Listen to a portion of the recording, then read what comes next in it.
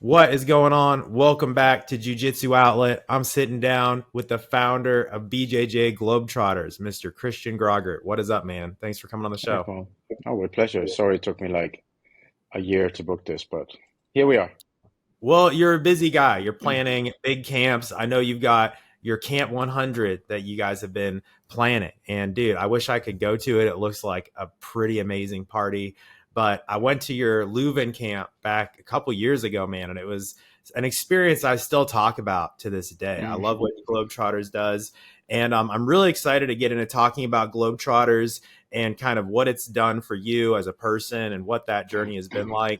But first, I want to start off by asking you the same question I ask everyone, which is, how has your How do you time treated pronounce the you? name? Yeah, that's It's always how do you pronounce my name? yeah. Don't worry about it. No, that was not your question, apparently. No, Okay. but I have a similar name, man. I'm well versed in the ways of the Right. odd last name. We But understand each other. yes. But dude, I want to hear about like how has your time training in martial arts influenced and impacted your mental health since you started training? It's a good question.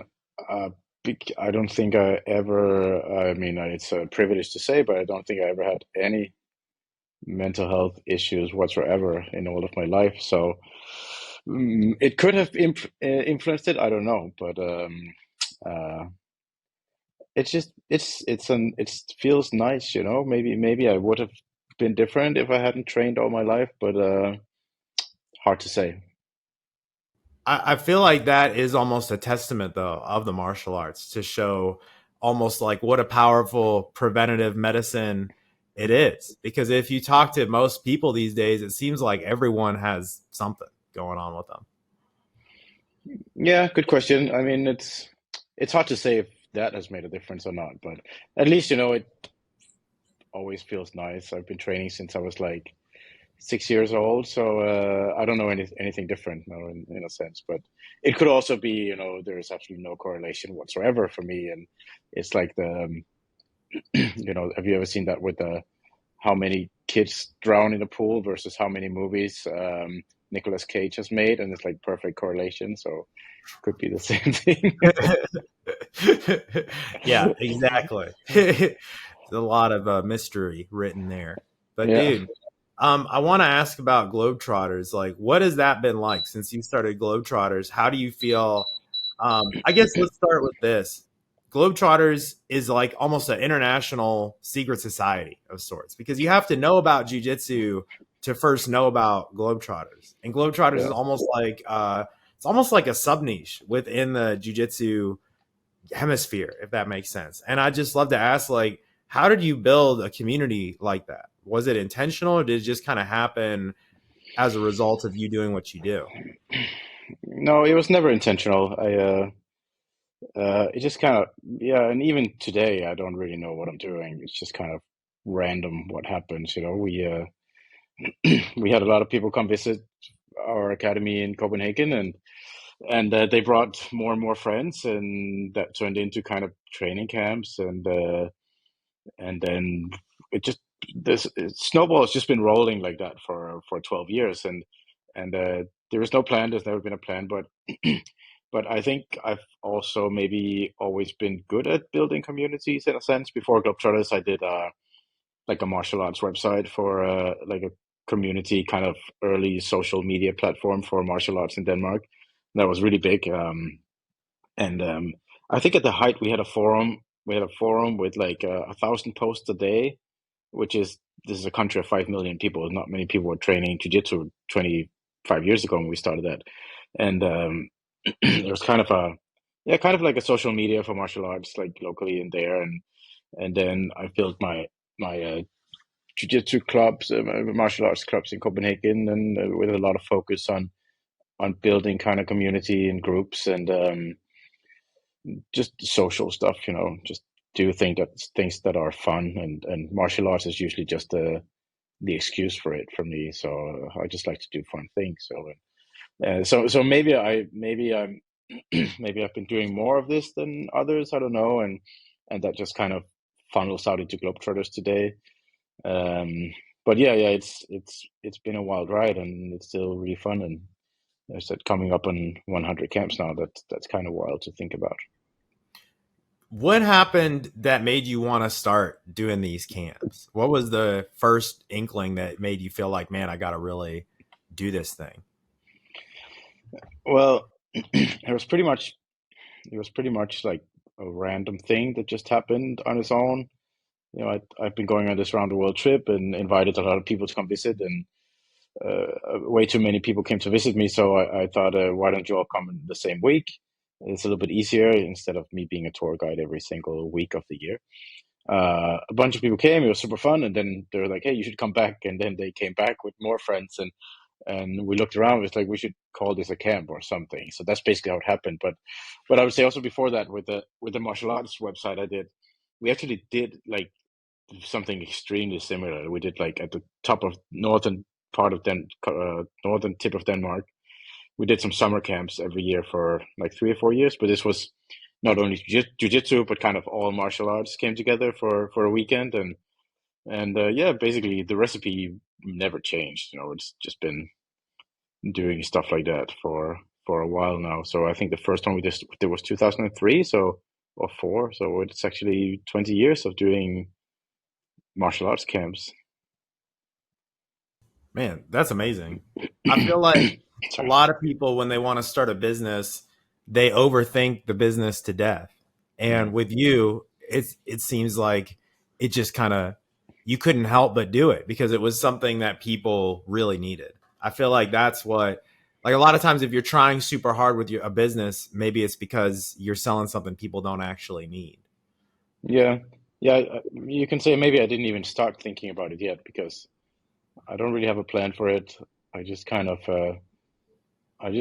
figure out the holidays that I would like to do for myself, and then I hope other people want to join me. Luckily for me, there's a few thousand people want to join me still every year, so that's nice. But apart from that, I don't have any plans, or I don't have a business plan, or I don't even have a budget or anything. I just kind of sign myself up for something and then hope someone else wants to join. And as long as we're having a good time, then I'll keep doing it. So Yeah, man, that's an amazing recipe for a good life. I feel like people don't like me, honestly. I get too stressed out over stuff. And I feel like the more that you just relax into the flow of things, a lot of times it ends up working out. Like if I look at times in my life where I tried super hard to make something happen, a lot of times that thing didn't work out. Whereas conversely, anytime that I just kind of relaxed into the process and just allowed things to happen, it ended up working out. And I don't know. Your story inspires me in that way. I think maybe also it's just a matter of you just got to put money on a lot of horses, like just play on all the horses, and then not stress too much about if something doesn't work. I mean, I do lots and lots of projects and ideas and things, and if something doesn't work, then it is what it is. But you don't know where to put your focus because you have no idea actually what's going to succeed or not. So sometimes I have an idea for something. It could be even be a camp or something, and I can be super excited about it, but it might just not work at all. So it's just hard to predict. Yeah, that's a really good way to think about it, man. Causing me to rethink everything. I think I get like too wound up on things, man. Hmm. you Yeah, know? well, I kind of do as well. Sometimes I have an idea. I'm like, this is a great idea. And then I realized, oh, nobody else is really interested. So I was like, okay, that's a shame. But then we move on and just kind of kind of put some more money on more horses and see which one will win. Yeah, a lot of times whenever people are doing live events or putting together community related stuff, it kind of devolves into a lot of drama and different egos and stuff like that. How do you guys go about avoiding that? Because the Globetrotters camp I went to, it didn't have any of that sort of vibe. It had a much different vibe about it. People were very friendly. Like, do you think that's just a natural thing that happens in the jiu-jitsu community, or is there stuff that you guys try to do to kind of cultivate that atmosphere? Well, I mean, first of all, I don't really have much time to go to other camps, so I don't know how that is. But yes and Just no, mean in a like sense. people in general, like not just jujitsu, but just people in general. Like whenever people get together, there's a lot of times drama and just bullshit that happens. maybe I don't experience it because I just choose to ignore it. I just have no time for it in my life, you know. I like la, la, la, la, la.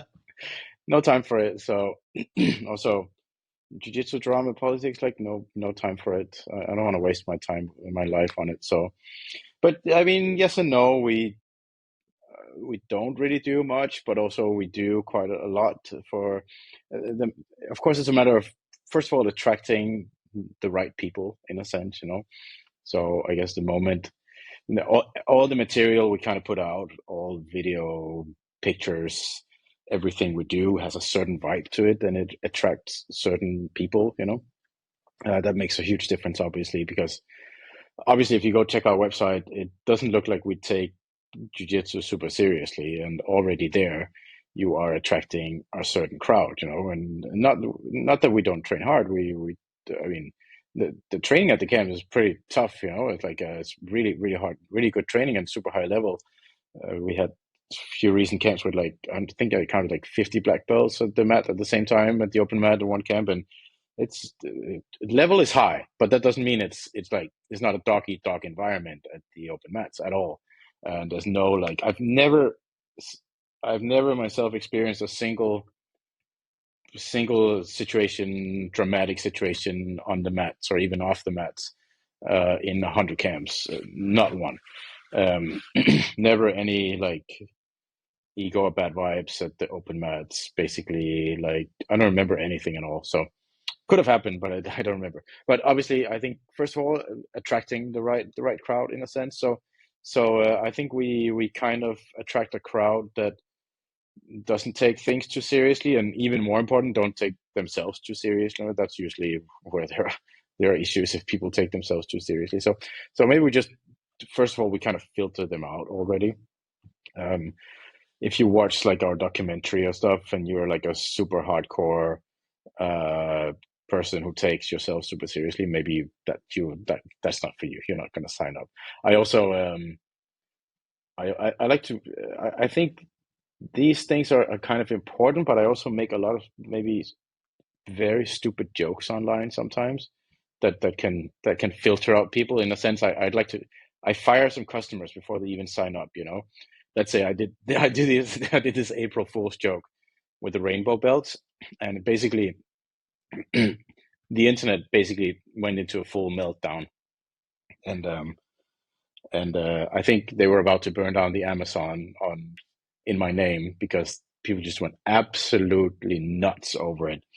If anybody had ever read that article about the rainbow belts, how Globetrotters now give out rainbow belts, I mean, it's so obvious that it was a joke. You know, it's like it was. I was a little bit proud of how funny it was written, but nobody reads it. They just see the headline, and then they they see red, bro. You know, and then just that's it.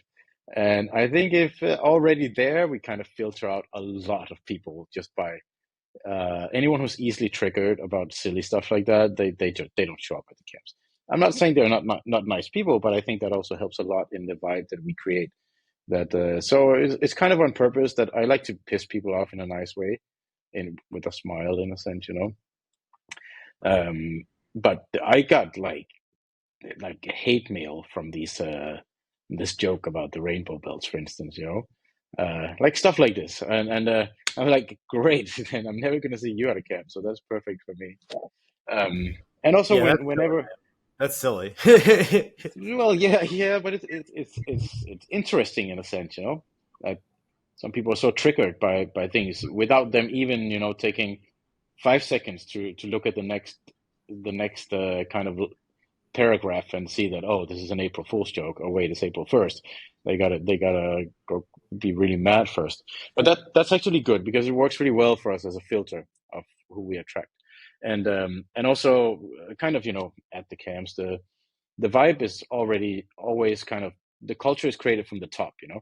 So whatever vibe I give out and the coaches give out is how the camp is going to be. So if I at the beginning of the camp lined everybody up and black belts on one side and everybody else on the other side, and we all bow, they all have to bow to us and call us professor this and that, and if I could create a disconnect very easy, and that would create a very different atmosphere, I'm sure, you know. But in what I try to do, and is first of all, the people I involve are not like that. I put a lot of effort into making sure that this is not kind of participants and coaches in two separate groups. It's basically just a big group of friends on a holiday. And some of them happen to know a little bit more jujitsu than others, so they will be the ones running the classes. And that's kind of the group. I never have like, if we have accommodation, I never put all the coaches in the same room or something. There's never a disconnect between coaches and participants. And some coaches are different. They thrive on that, but they're not involved. So that's just how it is. So I think there's a lot of things consciously and unconsciously going on, and I think that plays a big role in the culture that we create at these events. Yeah, that's a great way to think about it. It's almost like you never have to say anything, but the actions speak for themselves. Hmm. Like when we were at the Leuven camp, I noticed that. Yeah, like there was no big lineup. We're all gonna bow to each other, and you didn't bring a picture of Elio Gracie with you to hang up for us to bow at, anything Or a like picture that. of me. Yeah, a picture of you would be better. You're right. But yeah, that was missing, and I like that. It's more lax. And I remember when I was signing up for the event, when I was reading over the sign up page, I remember you had a lot of like jokes in there, and I remember thinking that whoever wrote this sounds like someone I'd love to just hang out with.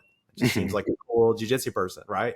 So I feel like yeah, that's it's really interesting how you do that. It's almost unconscious, kind of like what you were talking about before, like when you just lean into being yourself and kind of going with it a little bit, then it kind of works out, right?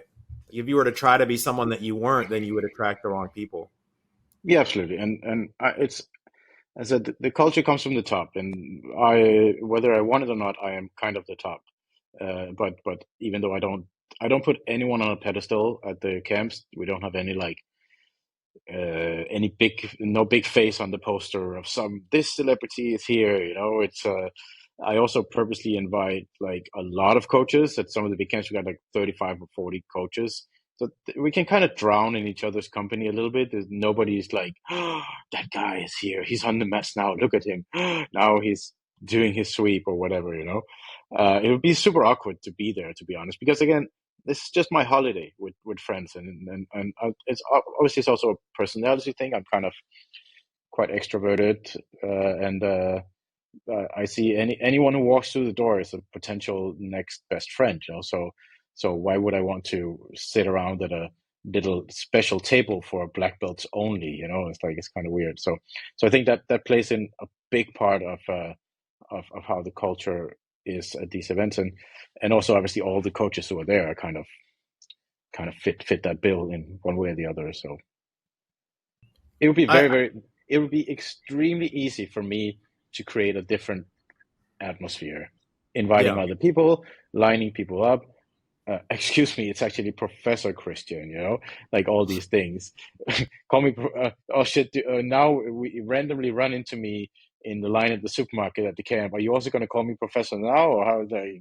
Okay, so that so yeah, there's a lot of things I think that play into how the vibe is, and I would be and that's also why I do no belt promotions for anyone myself. I don't want to touch it because, again, if people come to they would come. You could say they would come to the camp for the wrong reasons, maybe. Then it would be so awkward if I had like 20 guys try to buy me lunch every time I'm on holiday, and hoping that I'll remember that they should have a piece of tape on their belt. So not interested. Yeah, it's like you said, it starts at the top, and you started in the martial arts at a very young age, and something that I've found, and I I bet you kind of have found the same, is that martial arts makes you more humble, and it kind of humbles that ego that a lot of people have naturally, and I feel like that's produced you into someone who is capable of having a community like this and starting this movement around kind of almost an egoless sort of thing, trying to distance yourself from that. And I feel like that's a really cool thing, man. And not a lot of people do that, especially if you look at how cults form. It always forms around like one super charismatic figure who does the opposite of what you're doing. Like they look at their community and they're like, aha, this is where I can elevate myself. and this is where I can take advantage of other people. And I feel like you've just gone and done the exact opposite, which is awesome. And we need more of that. I try to make a nice cult. Yeah, nice cult. Exactly. Yeah.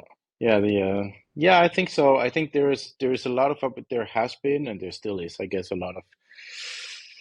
there's been a lot of opportunities for me to, if I wanted to, I could take advantage of people like easily in a sense, especially with the power of belt promotions, or affiliations. There's been a lot of uh of opportunities that I could have taken, like with all this, I could have done like, even if I just did belt promotions for Globetrotters, it would be a very different vibe, I think, but yeah, I guess it's also individual if martial arts kind of tames your ego or not, because we all know definitely a few characters in martial arts with huge egos, and they're definitely not very humble. You just look at the UFC, or something. So, but I guess it's also, it's individual as well. But yeah, some people, you can use it for good or bad. Also, I try That's my a best great to use point. it for good things. Yeah, you're right. There definitely are those outliers that stick out Yeah, as people who don't have their ego necessarily in check. But I feel like yeah. they're in the minority for the I most part. I think so. Yeah, or maybe they're just in one place. They attract each other in a sense, and we haven't walked into that gym just yet, but for sure there are some gyms out there full of douchebags. We know that exists. So Yeah, I feel like it goes along with being a professional athlete more than it does a martial artist. Like when martial artists cross over into being pro athletes, there's they kind of take on some of that to an extent. But if you're just a I think, regular yeah, to an person, extent, it's probably also a business decision. In a sense, yeah, you're you definitely sell exactly. more if you're an idiot. So Unfortunately, that does seem to be the case. yeah. But dude, I really have enjoyed talking to you about this. I got one more question for you. I know hmm that a couple years ago you picked up your life and you moved to an island. Can you tell us a little bit about that? Like what influenced that decision and how has that changed your life over the last few years, and especially just, your lifestyle, your mental health, all that stuff? Well, it was basically, I would say it was a random opportunity, but it was obviously not, because I kind of set myself up for it. I tried to get rid of everything I owned in my life just to see where that would take me. I sold everything I had, and I just had my apartment, a little bit of clothes, and a laptop. Basically, that was what I boiled it down to, in a sense. And the last big thing to get rid of was my academy, which I'd had for 15 years. But it was kind of the elephant in the room. I had to sell it. So just to set myself up for opportunity, in a sense, I got rid of everything, and lo and behold, there came the opportunity. It landed in my lap one day. There was an opportunity to move to a French island in the Caribbean, and I was like, I never even heard about it before. So I said yes, and then I've been here for 8 years right now, and it's a fantastic place. I really like it. I teach in a small academy here. It's like a nonprofit. We're like 12 guys, and I just teach for free, and for island karma. So I like it. Summer year round, a little bit warm, but can't really complain about that. Yeah, it's fantastic. Dude, that's awesome. I've seen the pictures you post. It looks like paradise. Yeah, I think most people's depiction of paradise probably, but Yeah. yeah, yeah, it's really nice. It's very interesting. Super small, like only 9,000 people, so that's a Oh small wow. place. Yeah, Everyone knows everyone, I bet. something like that. Yeah. Well, dude, that's awesome. Can you tell us a little bit about Camp 100 and just some of the other stuff that you got coming up with Globetrotters? Like maybe there's someone listening who wants to come check it out. Yeah, I mean, we always have a quite a busy schedule. The I mean, the best thing is to go to bjjglobetrotters.com and check out our camp schedule. But of course, Camp 100 is a big one. It's quite the celebration. I think we deserve a celebration after doing 100 camps. So basically, we're going back to our roots, in a sense, because the very first camps, like Camp 1, 2, and 3, were primarily an attempt to raise some money for our academy in Copenhagen to host some parties. and like some big parties, and that's how it started. Like we need money, so let's try to see if we can invite some people, and so in a sense we go back to our roots on that, and it's just gonna be a big party, like a big party, like a 4 day, 5 day event. So yeah, in a castle in Italy.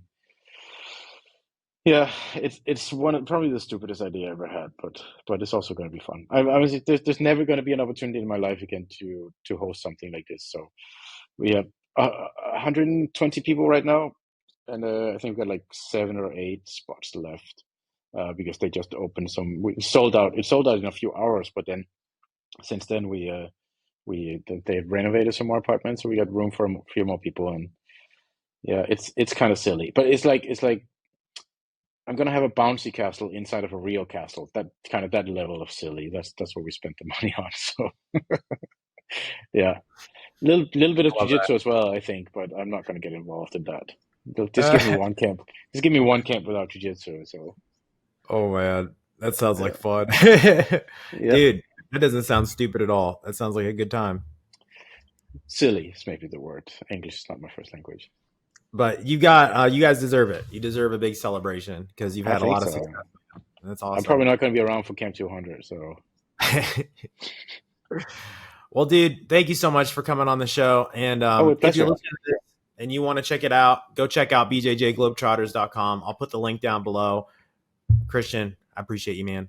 Oh, with pleasure. Nice talking to you again. You too, man. I hope to see you Take at a care, camp buddy. sometime. Yeah, come by anytime.